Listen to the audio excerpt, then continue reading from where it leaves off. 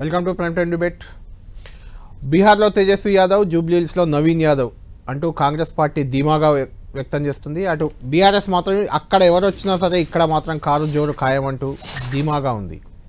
మరికొద్ది గంటల్లో అంటే ఎల్లుండి ఉదయం 8 గంటలకు జూబ్లీహిల్స్ ఎన్నికల కౌంటింగ్ ప్రారంభం కాబోతుంది. కోట్ల విజయభాస్కర్ రెడ్డి స్టేడియంలో ఈవీఎంలు భద్రంగా నిక్షిప్తమై ఉన్నాయి. 48.49% పోలింగ్ నమోదైంది. ఈసారి 2009 ఎన్నికల్లో అంటే 2009లోనే జూబ్లీహిల్స్ నియోజకవర్గం తొలిసారిగా ఏర్పడింది, కొత్త నియోజకవర్గం ఏర్పడింది. అప్పటి వరకు అది ఖైరతాబాద్లో అంతర్భాగంగా ఉంది. 2009 నుంచి జూబ్లీహిల్స్గా దానికి పేరు వచ్చింది.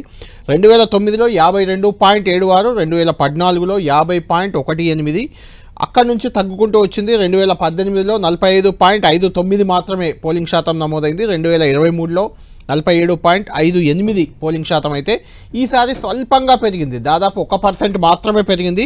2025లో 48.49, 6 గంటల తర్వాత క్యూ లైన్లో ఉన్న అందరి పర్సెంటేజ్ లెక్క వేసి చెప్తే 48.49 మాత్రమే వచ్చింది. అంటే 50%, 60% అవుతుంది. ఉప ఎన్నిక కాబట్టి పెరిగే అవకాశం ఉంది. ఇలాంటి అంచనాలన్నీ పటాపంచలు చేశారు జూబ్లీహిల్స్ ఓటర్లు. ఎప్పట్లాగే ఇంటికే పరిమితమయ్యారు చాలా వరకు. ఎన్నికల సంఘం అధికారులు కూడా టోటల్లీ వాళ్ళ ప్రయత్నాలు ఏవి ఫలించలేదు. ఎంత ఓటింగ్ కావాలో అంతే అయింది.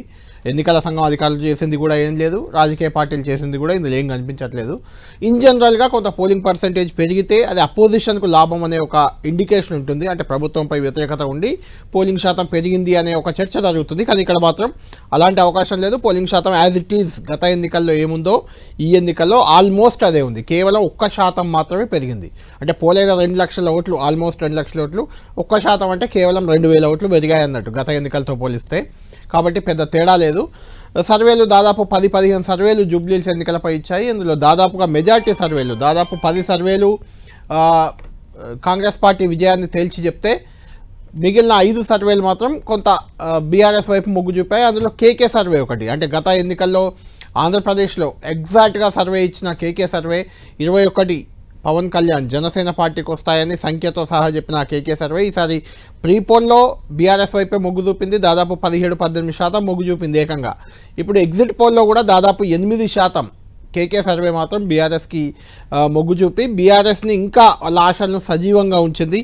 మొత్తానికి నిన్నటి నుంచి కూడా ఎక్కడెక్కడైతే ఏజెంట్లు ఉన్నారో పోలింగ్ ఏజెంట్లు అందరితో ఇటు కాంగ్రెస్ పార్టీ అటు బీఆర్ఎస్ పార్టీ నేతలు కూడా చర్చిస్తున్నారు. ఇప్పుడు అక్కడ పాటు మనతో పాటు జనం అవుతున్నారు బీజేపీ నేత ఎస్ కుమార్ గారు. Good evening. క్లారిటీ ఉంది. కొన్ని సర్వేలు బీఆర్ఎస్ అంటున్నాయి, కొన్ని సర్వేలు కాంగ్రెస్ అంటున్నాయి. మెజారిటీ సర్వేలు కాంగ్రెస్ వైపే మొగ్గు చూపుతున్నాయి. కాంగ్రెస్ గెలుస్తుందని ఒక చర్చ నిన్నటి నుంచి కూడా జరుగుతుంది. యునానిమస్గా 1 పాయింట్ అయితే వస్తుంది, అది బీజేపీ 3వ ప్లేస్, దానికి డిపాజిట్ వస్తుందా అదా అని చర్చ. అది మీ కేంద్ర మంత్రి కిషన్ రెడ్డి ప్రాతినిధ్యం వహిస్తున్న నియోజకవర్గం. ఎందుకు ఈ పరిస్థితి వచ్చిందంటే ఏం చెప్తారు? ఇప్పుడు సోదరుడు చెప్పిండు ఇప్పటివరకు కూడా మొత్తం తెలంగాణ ప్రభుత్వం స్తంభించిపోయింది. ఒక నెల రోజులు సెక్రటరీ స్తంభించిపోయింది.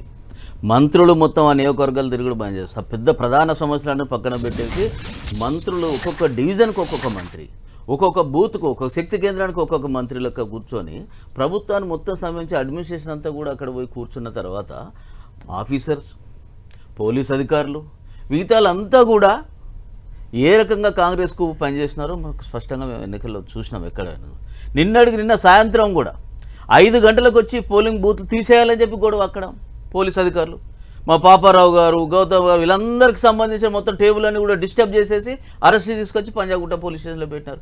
ఒక ఇష్యూ కాదు, ప్రతి ఇష్యూలో కూడా వాళ్ళ యొక్క అధికార దుర్వినియోగం స్పష్టంగా కనిపించేది. నెంబర్ 1. నెంబర్ 2, అధికార దుర్వినియోగంతో ఆర్థిక దుర్వినియోగం కూడా జరిగింది. ఎక్కడ పడితే అక్కడ విచ్చలవిడిగా ఎంత చేసినారో మీరే చూపించినారు వీడియోలో. ఒకటి నేను ఒప్పుకుంటా. ఇప్పుడు బీఆర్ఎస్ పార్టీ ఇలాంటి ఆరోపణ చేసిందంటే పాపం వాళ్ళు ప్రతిపక్షంలో ఉన్నారు, వాళ్ళకు గతి లేదు అనుకొని చేశారు. మీరు కేంద్రంలో అధికారంలో ఉన్న పార్టీ, మీరు కేంద్ర బలగాలను దించవచ్చు, అవసరమైతే కేంద్ర ఎన్నికల సంఘాన్ని దించవచ్చు. ఇక్కడ మీరు కట్ చేస్తే కేంద్ర మంత్రి కిషన్ రెడ్డి నియోజకవర్గం, అది ఎవరిదో మామూలుది కాదు. కేంద్ర హోంశాఖ సహాయ మంత్రి బండి సంజయ్ గారు ఇక్కడే ఉంటారు. మీరు ఇలా చెప్తుంటే ఎలా? ఎన్నికలు సరిగ్గా జరగలేదని మీరు ఎలా చెప్తున్నారు? జరగలేదని కాదు, దుర్వినియోగం ఏ రకంగా జరిగింది అనేది మీరేం చేస్తున్నారు అని నేను ఇప్పుడు తెలంగాణ ఎలక్షన్ కమిషన్ కు మా రామచంద్రరావు గారు రాష్ట్ర అధ్యక్షులు కొన్ని వందల కంప్లైంట్ ఇవ్వడం జరిగింది. No response. కనీసం ఏం జరుగుతున్నా కూడా ఏమి కనీసం జవాబు ఇవ్వలేని పరిస్థితిలో ఉంటే అదే అనుకోండి. ఇప్పుడు ఏమంటారు, మీరు గెలుస్తున్నారనే సర్వేలు అందరూ చెప్పినా కాబట్టి, లేకపోతే వీళ్ళు చెప్పే పాయింట్ నెంబర్ 1 ఏమొస్తుందంటే కాంగ్రెస్ కానీ అదే కానీ ఈవీఎంలు ట్యాంపరింగ్ చేసినండి, ఈవీఎంలు మొత్తం చేసేసినారు వాళ్ళు, కాబట్టి వాళ్ళు గెలిచేస్తున్నారు. ఇప్పుడు జరిగేది అదే. రేపు బీహార్లో పాజిటివ్ రిజల్ట్ వచ్చింది అనుకోండి, ఈవీఎం మొత్తం మేనేజ్ చేసినంటారు. అంతే అంటారు, చెప్తున్నా అదే. ఇప్పుడు రేపు వచ్చే చర్చ అదే. గెలిస్తే ఒకటి గెలవకపోతే ఓడం వల్ల మనం చాలాసార్లు సందర్భాలు మాట్లాడుకున్నాము.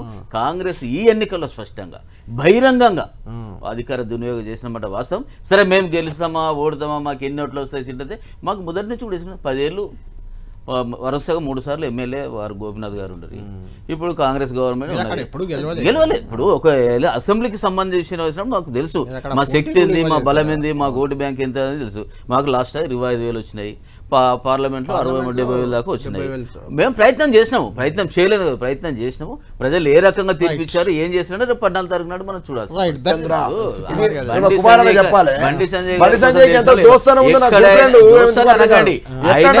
కరడు కట్టిన భారతీయ డెఫినెట్ గా చూస్తున్నారా, ప్రతిసారి ఆయన కొట్టాడు చేస్తారు. ఆయన రేవంత్ రెడ్డికి సాయం చేద్దామనే ప్రయత్నం, మా పార్టీ సాయం చేస్తారు, మా పార్టీ ఓట్లు ఒక పార్టీకి చాలా థ్యాంక్ యూ బాలరాజు గారు, థ్యాంక్ యూ కుమార్ గారు.